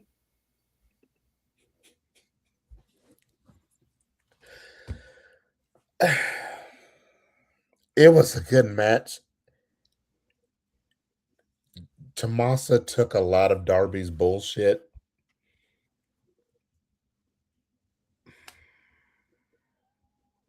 I'm listening. I'm trying to think how I want to word this. On paper, I don't think, bless you, I don't think Darby beats Ciampa. You know what I mean? On paper. So to see him defeat hold on. Ciampa, Who does Darby beat on paper? That's true. The And I see women's they want to keep division. him strong. They want to keep him strong. They want to, let him be a champion, and I'm cool with that. But that match, I think there's no way that they with should have that, saved Ciampa with going what for a happened. title later. That if that had been a non-title match, I'd have been better with it. You know what I mean? Well, if it had been a non-title match, I think Ciampa goes over. Yeah, that's true too. Yeah. And I think that's when they do the eliminator match to determine who gets the next title shot, kind of thing. And then Ciampa wins, and Ciampa gets a second match, and Darby wins the second match. This match was just. This was pay-per-view quality. Yes. This match had everything that you could ask for and more, with no outside interference. Two men giving their all.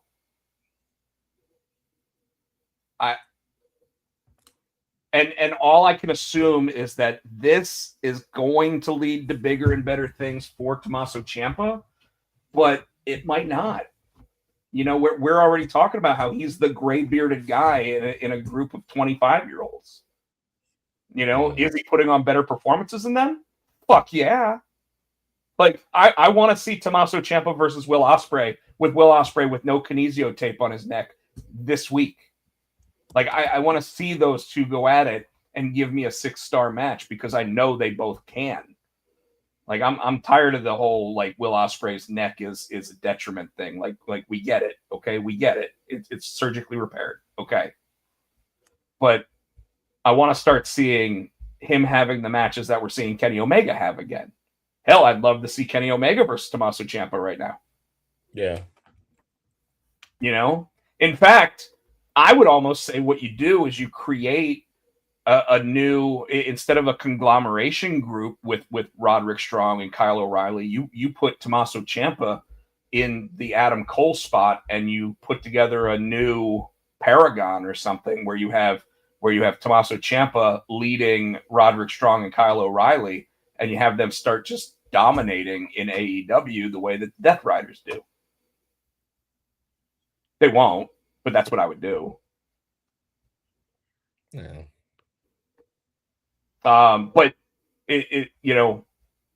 I watched this match intently with my elbows on my knees, staring at the TV, wondering what else does Tommaso Ciampa have to do to put that 140-pound soaking wet motherfucker away.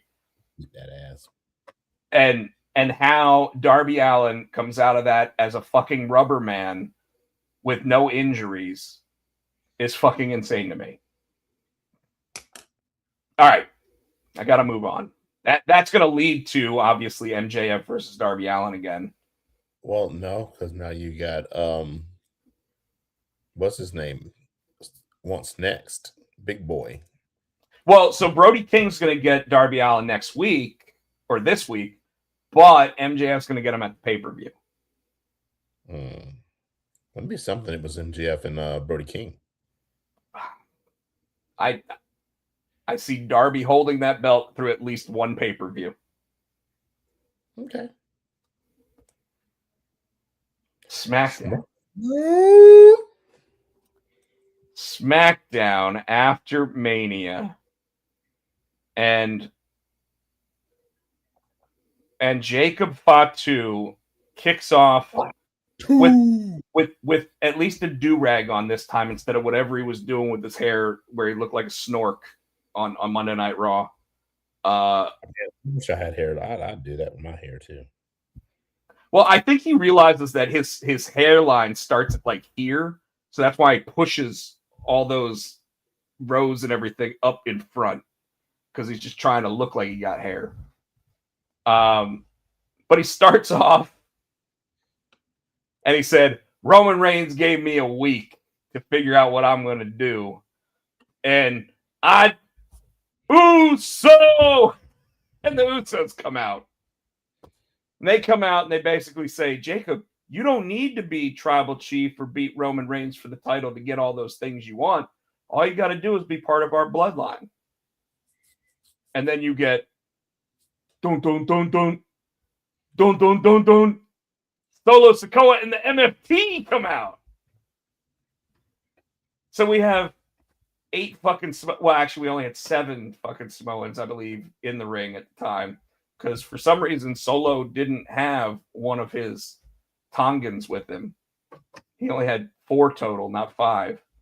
And I loved that Tama Tonga sits there and basically says, well, backstage you were saying you could beat Jacob. No, he's like, why are we even worried about this dude? He can't even beat you. I'm like, oh shit. And all it was to get Tama Tonga, to get under Solo Sikoa's skin one more time and set up a match between Solo and Jacob. And everything's looking cool with it. And we get that to end the night. But I said that the story continued here, but it really didn't, right? Because he even looked at everybody and he goes, the only Samoan that should be in this ring opposite of me right now is Roman Reigns. That shit was funny. And Jacob wasn't wrong. He wasn't wrong. Like why is it that all these other people are in the ring with him, sharing his limelight, when it should just be the head of the table, Roman Reigns, standing opposite of him, and he goes, I'm going to take that title. And that's it. That would be all we need.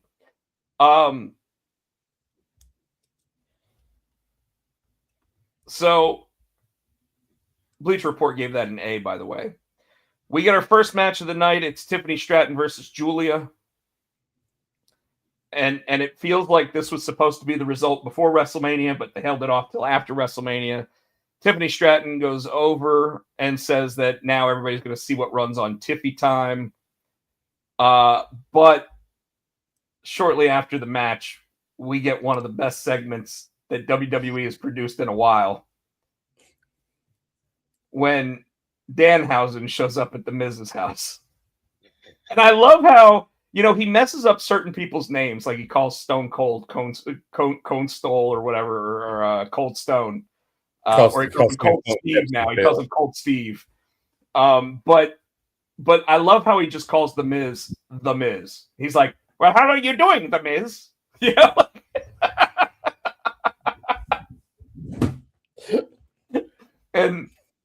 And the Miz answers the door and he goes, how did you find out where I live? And then he turns and he looks back and Danhausen's gone. And then he turns around and Danhausen's in the house with him. And then he turns around again and Danhausen's in the pool. And he's like, get out of my pool. And suddenly he's out of the pool, but he's in another pool. And then he's like, get out of my house. And Danhausen's like, Danhausen finds chocolate. He's like, good. And then he goes out the door and sees Maurice. And she's Maurice is like, Danhausen. And then Danhausen leaves and he steals the bicycle.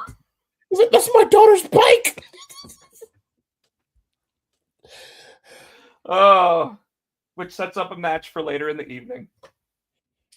But it comes down to the Danhausen mobile.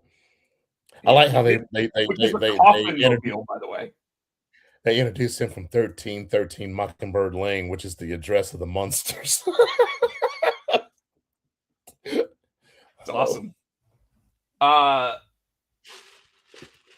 So yeah. Then we get Paige and Brie Bella versus Charlotte Flair and Alexa Bliss. And I've got to go ahead and start this off by talking about how I think Alexa's pissed off now, because when Charlotte sat there and talked about Paige and Brie Bella winning the tag titles, Alexa got looked at and she goes, "Yeah, even though you pinned me." So I think she's catching on to what I've been saying for weeks. Yes, Rob, because they watch our show out of North Carolina. But this is when we get this, Tino. Yep. And I figured it'd be JC. I didn't figure it'd be the whole fucking group. But hey, and you were talking about So Ruka being the new blonde Barbie in the box, but you forget who was in Fatal Influence, who has yet to break out yet. We have Alan Henley. Yes, and she's good enough. If that group disbands, she's good enough to go on her own. I think she can be a world champion too. She has the looks over either of the other two Fatal Influence characters. On the mic, she's solid. I wouldn't give her an A. I would probably say she's a B minus. But she didn't get a chance to. You know what I'm saying? No, I agree. She didn't have a chance to get on the mic that often. I agree. And to your own statement of I don't know if I would have brought them all up together, I might have left Fallon and Laney Reed. I probably would have left them in NXT to continue to run things in NXT, but I feel like they think that the women's division in NXT right now is so solid they don't need any of the three there. Which helps Laney Reed out, because Laney Reed only showed up like a couple months ago. And they need to beef up the SmackDown women's, because you really don't have that women division there. Needs a little beefing up too, I think. Well, there's rumor that the WWE is going back to 2 hours on SmackDown soon, which I don't think is actually going to affect matches. I think we're still going to get our 4 matches a week. Yeah. I just think it means that you're not going to get as much storyline, and that's just because people don't know how to write for TV. It seems like, but this was a cool call up because Fatal Influence pretty much beats down everybody. Which brings out Rhea Ripley, and we get a match for later in the night, which is JC Jane versus Rhea Ripley. So we get the exact same thing we got on Monday, where it's champion and former NXT talent going up against each other later in the night. I thought it was a great move on both shows. By the way, I think that by doing that and only having one other call up on Raw, which was Ethan Page, and even here where Fatal Influence, I think, was the only ones actually called up that night. Or that night, because we got somebody coming this week. That night, yeah. I'm being specific with what I said there. Meant that they got all of the shine and spotlight that night. So, and they didn't just show up in this segment. They showed up later in the night to cause the end of the Rhea Ripley JC Jane match. So I mean, they really did. They almost had a female Shield feel to them with the way that they took over in their first night. Ooh, I didn't think about that. Yeah. Now you mentioned some other folks, so let's go ahead and just state for the record, the revolution has begun with Ricky Saints and Blake Monroe. Yeah. I think it's a little early for her. Like I said, I think they should have left. Like you said, they're calling so many people up. I think Blake Monroe would have been NXT champion. You know what I mean? I think they could have done more with her. I don't want them to call too many people up and then not use them. You know what I mean? Sure. I think Blake could have stayed behind. I do too. I think Laney Reed could have stayed behind, and you could have just had Fatal Influence be Tatum Paxley and JC Jane. I think that they could have instantly walked in and won women's tag team gold over the Bellas. But I thought they were too. If they can be a Tatum and not Tatum, Fallon and the other chick could be tag team, and JC could have the world championship, so they can get split it up like that. Sure. And again, if they did a female Shield kind of thing, then that's exactly what happens, right? Back when the Shield first started, it was everybody thought Dean Ambrose was going to be world champion and Seth Rollins and Roman were going to be tag champs.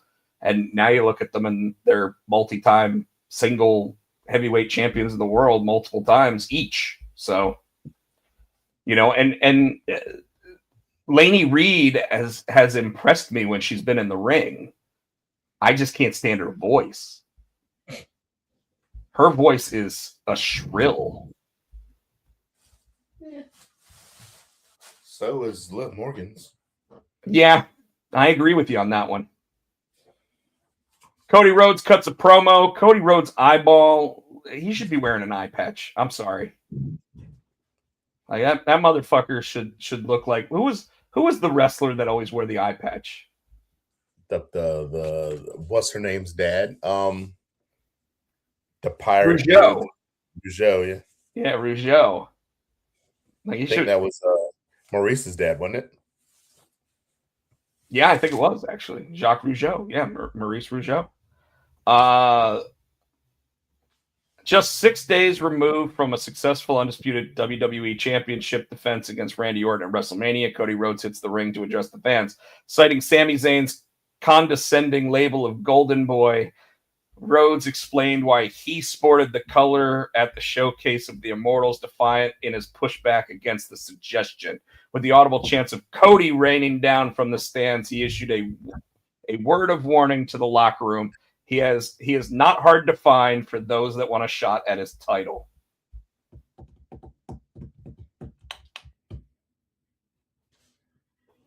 Speaking of Sami Zayn, this is one of those storylines where it's going to continue. Lil Yachty comes out. Did you catch what little Yachty said? He's going to be around a while. Are you not on tour? Are you not making an album? What the fuck? Are you done with rap? What are you doing? Why? Well,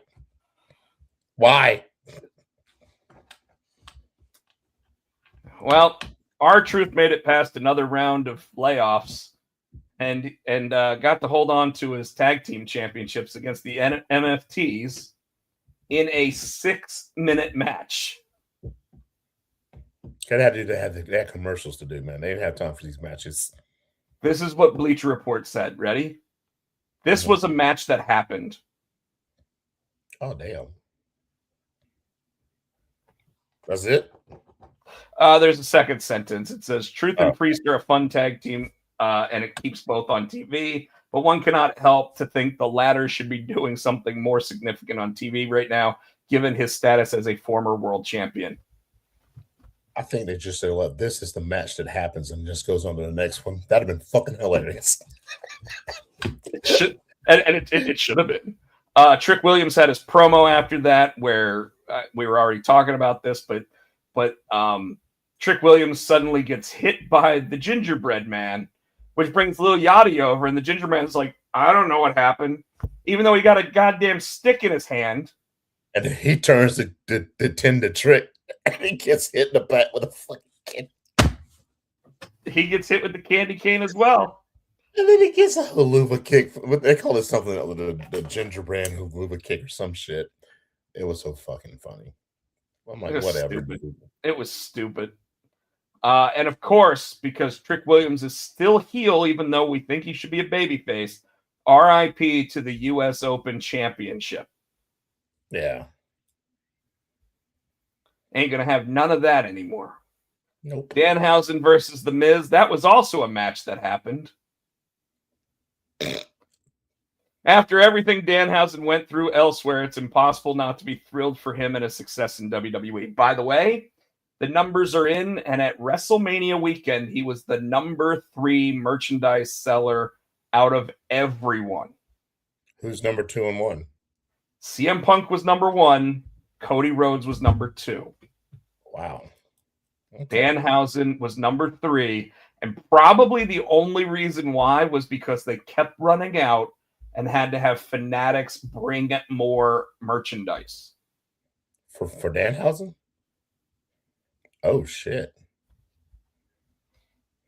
Yeah. So anybody that thinks that the Danhausen experiment isn't a success, get the fuck out. That's funny. Get the fuck out. Rhea Ripley versus JC Jane. Solid match. Yeah. Ripley defeats her via disqualification. She hit JC Jane with a razor's edge that looked devastating. Rocked her with a running boot, hit the riptide, and then Fallon and Laney had seen enough. But Ripley doesn't have any friends on SmackDown. No EO.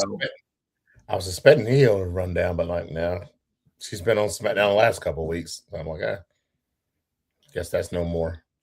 And then SmackDown decided to do something they don't normally do. They went from one match right to another match because we got our main event, Jacob Fatu. What? No?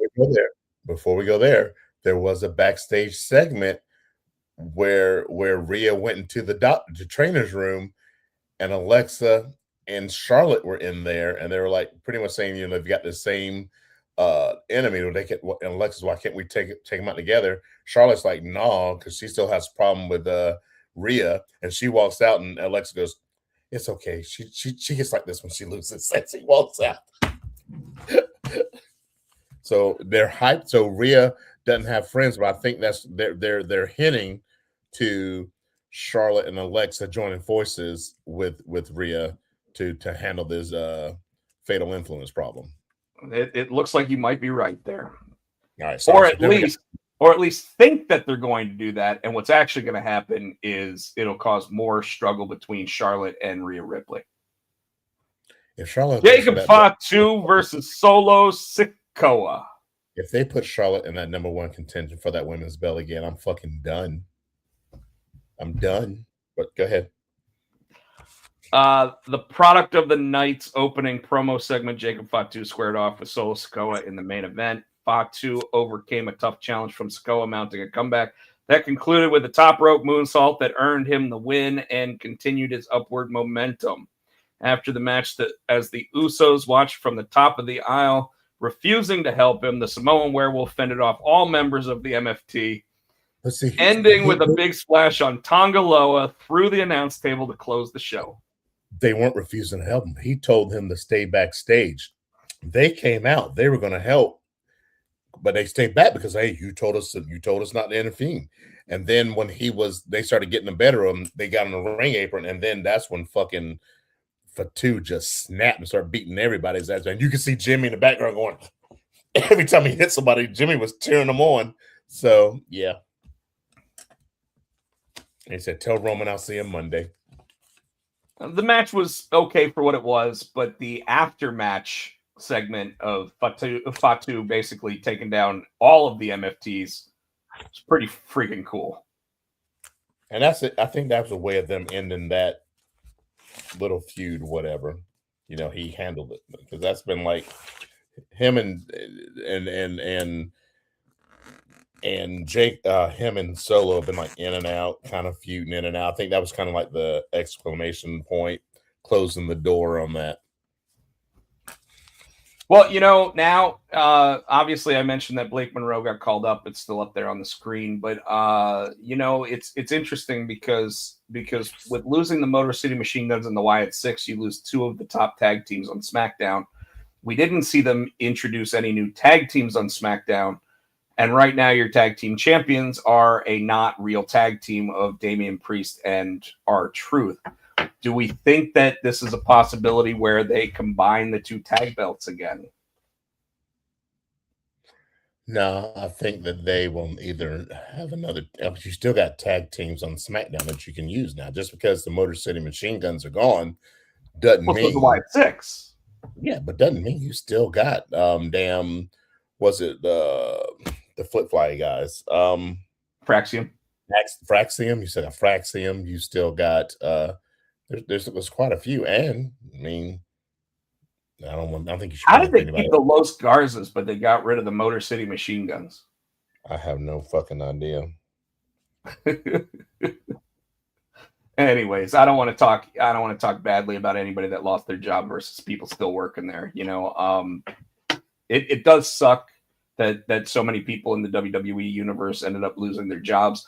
Good luck to them finding new positions. I would assume some of them will show up in TNA. Obviously, I think some of them will show up in AEW. Some will show up. If they were smart, they would all try to go ahead and go to New Japan and actually build that back up, because New Japan's been hurting for a while. Apparently, Michael does not like Sammy. Michael's never liked Sammy. It's okay, Michael. Most people don't like Sam anymore. But me being one of those old school, like day one Sammy fans, I'm gonna stick with my ginger brother, and you know, we'll show everyone. We'll show everyone. Michael said never. Anyways, Tino, I got nothing else. That's a wrap, folks. So you can catch me on Insta SC Tino. You can catch me on the TikTok, Tino All Great Music. I am on Blue Sky. You can catch us on Facebook. We're the Potsy and Tino, Potsy and Tino show. On X, we're Potsy and Tino. We also have a Potsy and Tino TikTok. Apparently, we're putting clips on there now. So maybe. So you can also want to say thank you to Adam's House Cats for the wrestling song. You can catch them on iTunes for 99 cents 99. I forgot to mention, we're here on the Pots and Pans Network each and every week. Please like, subscribe, thumbs up, buy our shit. Speaking of buying our shit right there, tpublic.com/user/Rob Potsy Podcheck. We do have some awesome Potsy and Tino show merch. Tino's not wearing his Potsy and Tino hat tonight, but he does wear that from time to time. He's wearing a New York Giants hat for some reason. But they actually did draft Malachi Fields from Notre Dame this past weekend, so I'm happy about that. Folks, you can catch me on all of my socials at either Rob Pochek or Rob Potsy Podcheck, except for X, which I am Pochek. Otherwise, like I said, tpublic.com/user/Rob Potsy Podcheck. This weekend is Free Comic Book Day. Go out to your local comic book shop on Saturday. They will have books that actually label Free Comic Book Day on the top in different colors based on whether or not they're okay for children.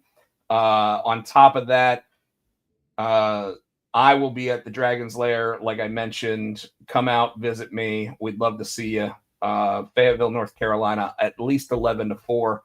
I'll be doing sketches and signings. So come on out, come visit me. Would love to see everybody. I know they're going to have food and different things out there too. They always do different raffles and things for the special occasion. So folks, with that said, thank you so much. 99 Jones, folks. Michael, Mr. Helios, anybody that came on new that we don't normally see, thank you so much. Even you, Mr. Best Deals on Twitch. I don't know what that's all about. But with that said, thank you so much. We'll see you next week. This was episode 452, and we're going to bring you a new one next week. Thanks so much, folks. Good night. Good night. Ready? Yeah. Noise. Motor City Machines and the Potsy and Tino. For the Potsy and Tino show. Thanks for watching.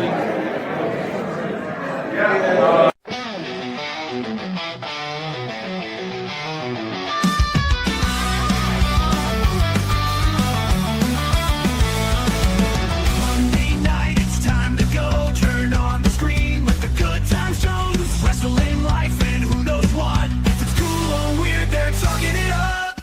It's the Potsy and Tino show. Drop the